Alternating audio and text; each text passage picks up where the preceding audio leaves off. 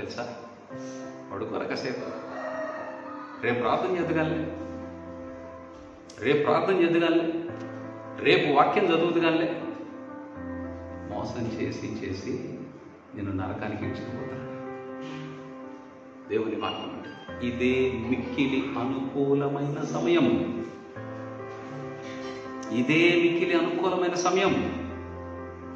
ఇప్పుడు చేయాల్సింది చెయ్యి, తర్వాత రెస్ట్ తీసుకుంది. కానీ ఇప్పుడు చేయాల్సిన ప్రార్థన చేసేయి, మోకాళ్ళు వేసే గంట సేపు, తర్వాత నీ ఇష్టం, ఖాళీ కూర్చో. కానీ ఇప్పుడు ఖాళీగా కూర్చొని ప్రార్థనకి నీ ఒళ్ళు అందకపోతే ఎప్పటికీ నువ్వు దేవుని ఆశీర్వాదం చూడలేవు, ఎప్పటికీ చూడలేవు. It's impossible. దేవుడు చెప్పాడు ముందే, నీకు సమయం ఉన్నప్పుడు నీవు నన్ను నిర్లక్ష్యము చేసావు కనుక నీకు కష్టం వచ్చినప్పుడు నేను నవ్వుతాడంట. దేవుడు నవ్వటం ఏంటి పాస్టర్ గారు?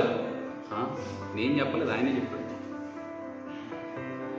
నీకు అనుకూలమైనటువంటి సమయం ఉంటే నువ్వు ఆ సమయాన్ని నువ్వు దేనికి వాడావో ప్రతి దానికి లెక్క.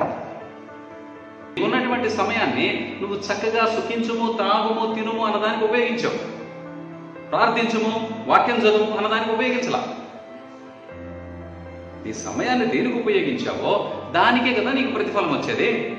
దేవుని విశ్వాస సంబంధమైనటువంటి పోరాటము దేవుని ఆశీర్వాదాన్ని నీ జీవితంలో చూపించేలాగా చేస్తుంది.